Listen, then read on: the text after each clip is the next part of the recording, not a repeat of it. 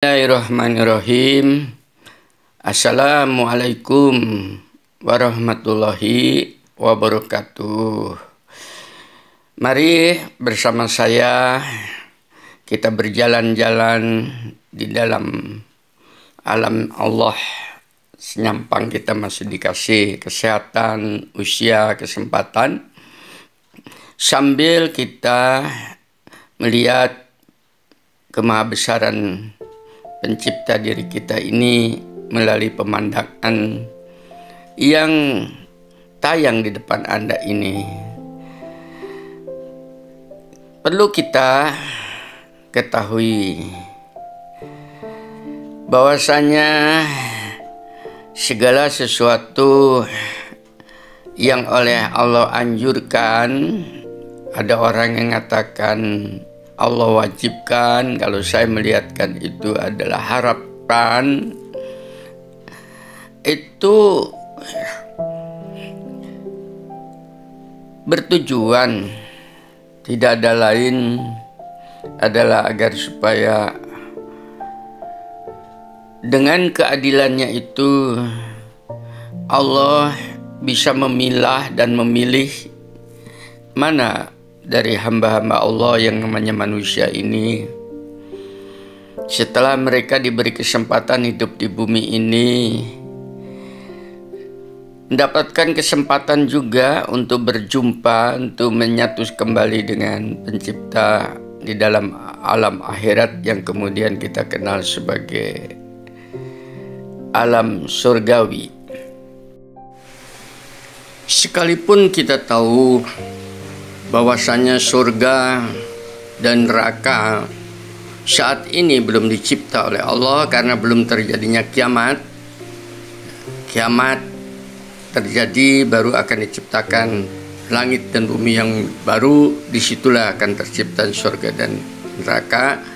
Tapi kita dikasih informasi bahwa kehidupan itu akan terjadi, maka kita harus pandai-pandai memilih saat ini yang masing-masingnya itu adalah merupakan alam yang akan menjadi tempat huni manusia di kemudian hari sesuai dengan pilihannya. Apabila dia memilih atas dasar kehendaknya, maka dia akan berujung kepada neraka.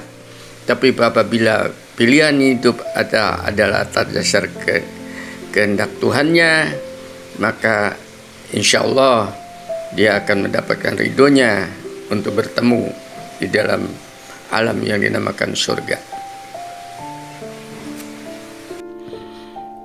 Jadi apapun yang kita lakukan berupa amal-amal kebajikan, kesolehan, kebenaran itu adalah merupakan sebuah sarana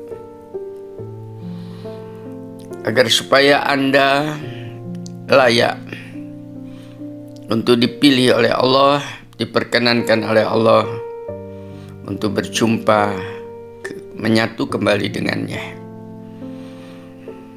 Karena hanya orang yang produktif, kreatif, ikhlas, jujur, tidak putus asa, mau memperbaiki diri dan seterusnya, itulah merupakan jalan-jalan untuk penyatuan kembali dengan Allah. Jadi bukan pada perbuatan Anda itu yang menyebabkan Anda bisa masuki taman surgawi, bukan. Bukan sholat Anda, bukan haji Anda, bukan puasa Anda, Senin Kemis Anda, bukan zakat Anda, bukan infak Anda, bukan. Itu hanya merupakan sebuah sarana agar supaya Anda layak untuk dipilih oleh Allah ke pangkuannya kembali. Juga demikian surga itu adalah bukan kehendak Anda, akan tetapi Anda dimasukkan kepada surga itu adalah karena kehendak Allah. Tidak ada seorang pun bisa masuk ke dalam surga sekalikan amalnya sepenuh langit dan bumi seumur hidupnya dalam kesolehan. Tidak menjamin. Yang menjadi jaminan kita itu bisa bertemu, bisa memasuki taman surgawi itu apabila yang pemilik taman surga itu berkehendak. Nah, kehendak Allah itulah yang kemudian kita jemput saat ini. Ke sana arahnya. Karena pilihannya hanya dua. Kalau Anda tidak menjemput kehendak Allah sehingga Anda dikehendaki untuk bertemu dengan ilahinya, maka Anda akan berjalan atas dasar kehendak Anda sendiri. Kita tahu kita manusia yang lemah. Apabila kita berkehendak atas diri kita sendiri, pasti di ujungnya itu adalah pahit. Kalau buah itu buah yang pahit dan berduri yang menyebabkan tidak menjadi sehatnya jasmani kita. Perbuatan apapun yang kita anggap baik, kalau itu bukan merupakan sebuah rujukan ilahi, karena kebaikan dan kebenaran itu dari ilahi, pasti berujung buruk. Nah, kalau kita di dalam hidup itu tadi memilih hidup atas dasar kehendak kita, maka kita akan sampai kepada ujung akhir kehidupan, yaitu itu yang dinamakan alam neraka. Jadi neraka itu bukan dikehendaki Allah. Seseorang masuk ke dalam neraka itu akan tetapi itu atas dasar kehendak Anda sendiri, pilihan Anda. Allah menghendaki semua manusia ini makhluk ciptaannya itu bertemu dengan Dia di dalam taman surgawinya. Tapi Anda memilih jalan atas dasar kehendak Anda, maka Anda akan menemui tempat yang tidak layak huni, yaitu neraka. Kebanyakan manusia memilih kehendaknya sendiri sehingga berujung pahit itu tadi. Contoh paling konkret, pada saat manusia itu memasuki ada namanya itu neraka syakar.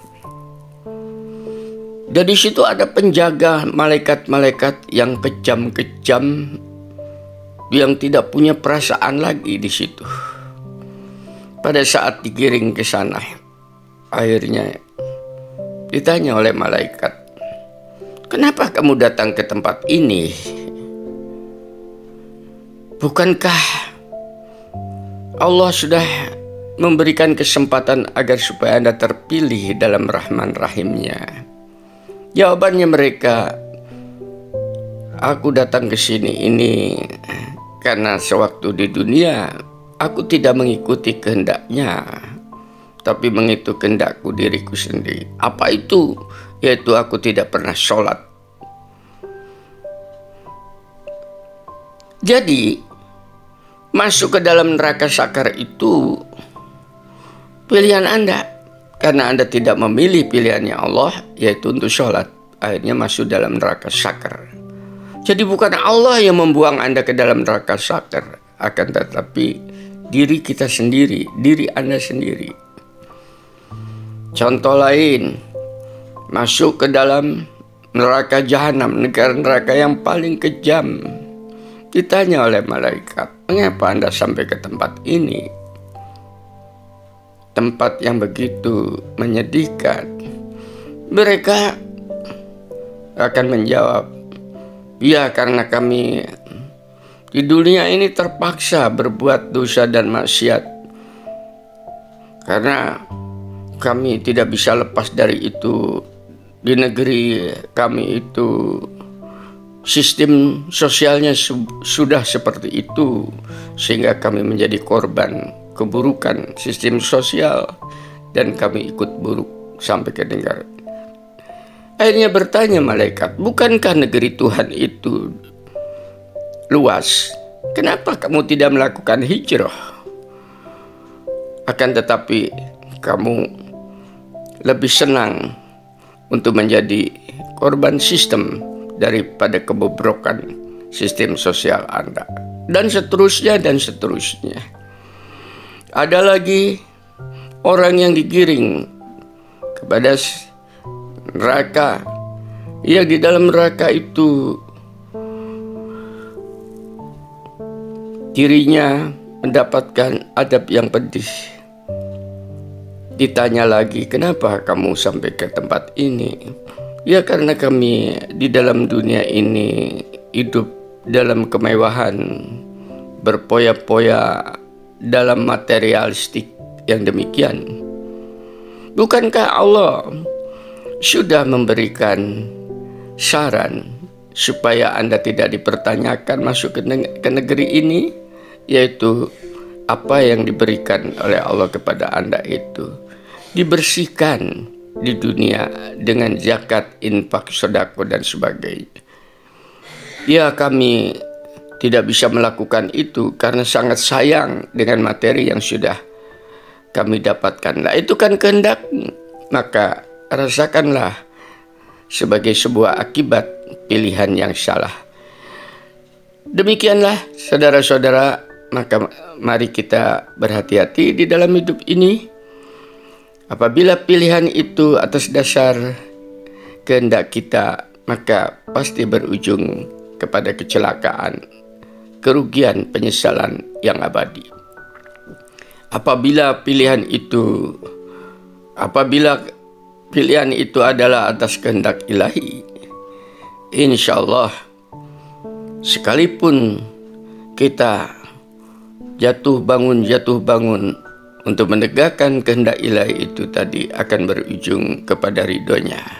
Radhiyallahu anhum wa radu an dzalika liman khasyiyal rabbah. Itulah akhir perjumpaan yang menguntungkan sebagai akibat perjuangan Anda, keikhlasan Anda, keyakinan Anda bahwa Anda dalam naungan dan dalam ridha Allah. Maka sekarang aku pun meridhoi engkau untuk memasuki taman surgawi, berjumpa dengan diriku.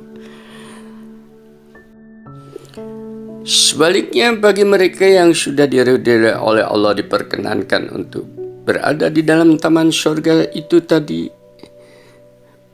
Pada suatu waktu Allah akan bertanya kepada mereka, pada penghuni surga, wahai hamba-hambaku yang sudah mendapatkan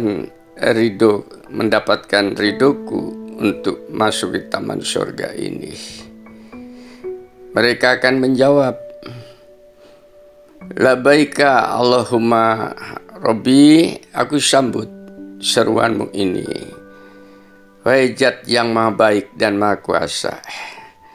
Allah berkata, apakah kalian ridho dengan apa yang aku berikan, yaitu menempatkan dirimu kalian di dalam surga ini?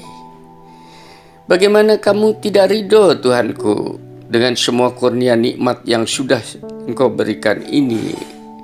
Sungguh kami ridho dan kami syukuri terhadap semua ini. Inginkah kalian aku berikan nikmat yang lebih daripada ini yang saat ini kalian rasakan? Penghuni surga akan menjawab, nikmat mana lagi Tuhanku, sedangkan nikmat yang kau berikan ini saja begitu muliasnya.